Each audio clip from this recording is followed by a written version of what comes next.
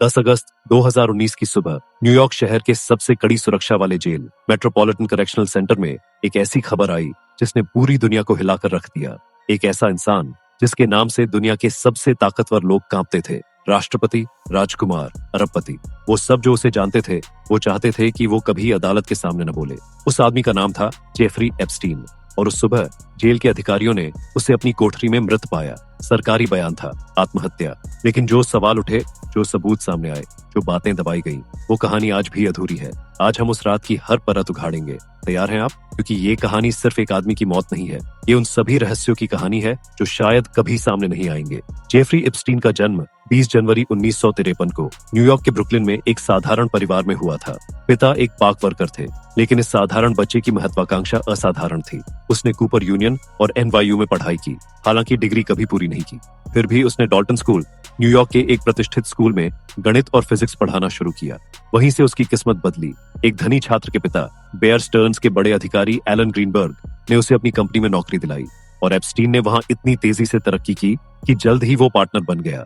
फिर 1981 में उसने खुद की वित्तीय सलाहकार कंपनी शुरू की, जे एप्स्टीन एंड कंपनी। उसका दावा था कि वो सिर्फ $1 अरब से ज्यादा संपत्ति वाले लोगों के पैसे मैनेज करता था, लेकिन उसके असली कारोबार का स्रोत आज भी पूरी तरह स्पष्ट नहीं है। उसके पास था न्यूयॉर्क में एक आलीशान मैनहट्टन मैंशन जो अमेरिका के सबसे महंगे प्राइवेट होम्स में से एक था।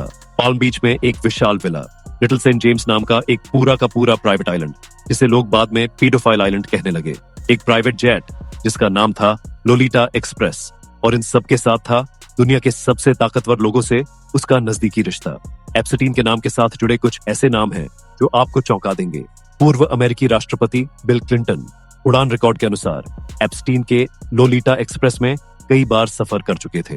डोनाल्ड ट्रंप जो बाद में अमेरिका के राष्ट्रपति बने, उन्होंने खुद एक बार एप्स्टीन को टेरिफिक गाय कहा था और माना था कि वो लड़कियों को पसंद करता है। ब्रिटेन के प्रिंस एंड्रू, क्वीन एलिजाबेथ के बेटे, पर आरोप था कि उन्होंने एप्स्टीन के द्वारा ट्रैफिकिंग की गई एक नाबालिग लड़की के साथ अनुचित संबंध बनाए।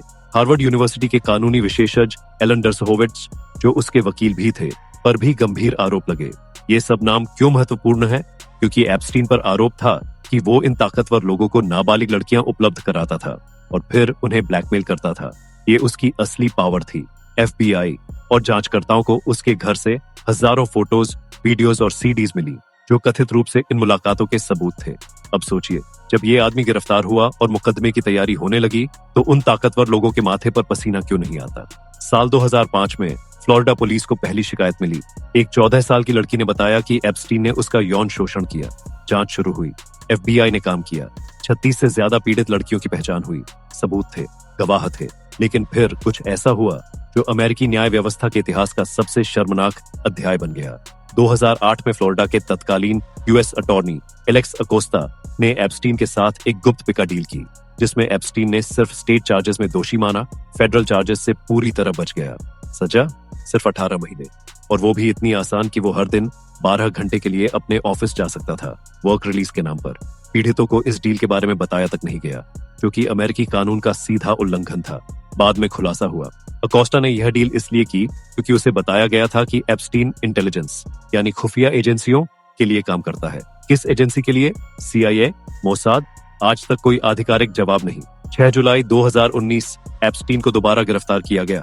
इस बार फेडरल चार्जेस थे, सेक्स ट्रैफिकिंग ऑफ माइनर्स, और इस बार डील की कोई उम्मीद नहीं थी। FBI ने उसके मैनहट्टन मंशन की तलाशी ली और जो मिला वो दुनिया को हिला देने वाला था। Hundreds of photographs of underage girls, CDs labeled with names, और एक सेफ जिसमें कैश, डायमंड्स और एक सऊदी अरेबियन पासपोर्ट था दूसरे नाम के साथ। मुकदमा शुरू होता तो दुनिया के सबसे ताकतवर लोगों के नाम सामने आते। अगर वो गवाही देता तो शायद इतिहास बदल जाता। 23 जुलाई 2019 को जेल के अधिकारियों ने उसे अपनी सेल में बेसुध पाया, गर्दन पर निशान के साथ। कुछ रिपोर्ट्स ने इसे सुसाइड अटेम्प्ट बताया, कुछ ने कहा किसी ने उस पर हमला किया। उसके सेलमेट निकोलस टार्टाग्लियो ने, एक पूर्व पुलिस अधिकारी जो खुद मर्डर के आरोप में बंद था, ने कहा कि उसने कुछ नहीं किया। इस घटना के बाद एप्स्टीन को सुसाइड वॉच पर रखा गया, लेकिन फिर 29 जुलाई को बिना किसी स्पष्ट कारण के उसे सुसाइड वॉच से हटा दिया गया।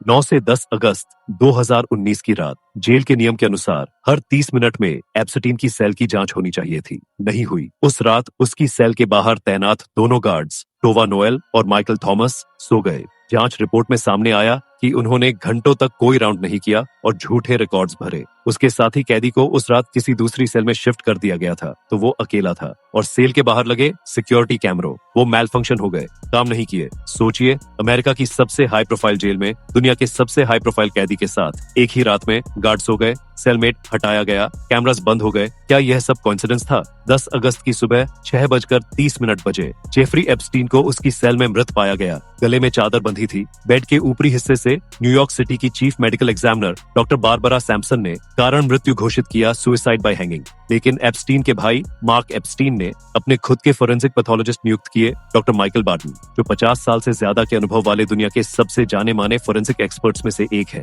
डॉक्टर बार्टन के निष्कर्ष चौंकाने वाले थे। एप्स्टीन की नेक में 3 हड्डियां टूटी थी, जिसमें शामिल था हायोइड बोन। हायोइड बोन का टूटना हैंगिंग में बेहद कम देखा जाता है। यह ज्यादातर मैनुअल स्ट्रैंगुलेशन में यानी हाथों से गला दबाने में होता है। इसके अलावा हेमोरेज यानी आंतरिक रक्तस्राव के निशान भी ऐसे थे जो सुसाइड हैंगिंग से मेल नहीं खाते थे। डॉक्टर बार्टन ने सार्वजनिक रूप से कहा, यह होमिसाइड के अधिक करीब है। FBI ने जांच शुरू की, लेकिन वो जांच कहां पहुंची कोई नहीं जानता।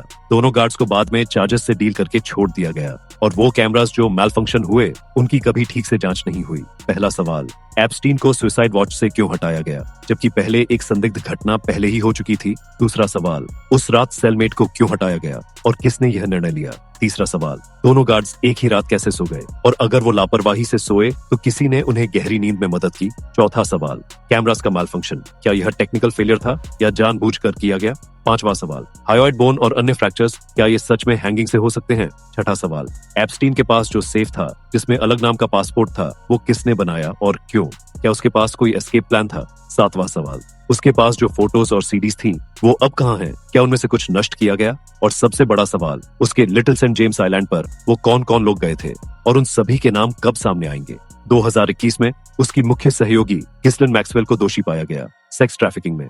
उसे 20 साल की सजा मिली, लेकिन मैक्सवेल ने अदालत में उन ताकतवर लोगों के नाम लेने से इनकार किया या उसे ऐसा करने नहीं दिया गया। जनवरी 2024 में एक कोर्ट ऑर्डर के तहत एप्स्टीन से जुड़े कुछ डॉक्यूमेंट्स पब्लिक हुए, जिनमें कुछ नए नाम और आरोप थे। हालांकि कई नामों को आरोप मुक्त भी किया गया। 2025 में डोनाल्ड ट्रंप के दूसरे राष्ट्रपति कार्यकाल में उनके कुछ सपोर्टर यह मांग कर रहे हैं कि पूरी एप्स्टीन क्लाइंट लिस्ट सार्वजनिक की जाए, लेकिन आज तक ऐसा नहीं हुआ। जिस्लेन मैक्सवेल जेल में बंद है, लेकिन उसके वकील अपील कर रहे हैं। FBI की जांच तकनीकी रूप से अभी भी ओपन है और उन सभी पीड़ित महिलाओं का न्याय जिन्होंने दशकों तक दर्द सहा अभी भी अधूरा है। जेफरी एप्स्टीन की कहानी सिर्फ एक अपराधी की कहानी नहीं है, यह उस व्यवस्था की कहानी है जहां ताकत और पैसे वाले लोग बच निकलते हैं। यह उन लड़कियों की कहानी है जिन्होंने बोलने की हिम्मत दिखाई, लेकिन जिन्हें दशकों तक नजरअंदाज किया गया। यह उस सिस्टम की कहानी है जहां इंटेलिजेंस और पावर के नाम पर न्याय को दबाया जा सकता है। क्या एप्स्टीन ने सच में आत्महत्या की या उसे खामोश कर दिया गया उन लोगों द्वारा जो उसकी गवाही से डरते थे? हम नहीं जानते, शायद कभी नहीं जान पाएंगे। लेकिन एक बात तय है, जब तक वो सभी नाम सामने नहीं आते, जब तक पीड़ितों को पूरा न्याय नहीं मिलता, जब तक उस रात की हर सच्चाई उजागर नहीं होती, जेफरी एप्स्टीन की मौत का रहस्य इतिहास का सबसे बड़ा अनुत्तरित सवाल बना रहेगा।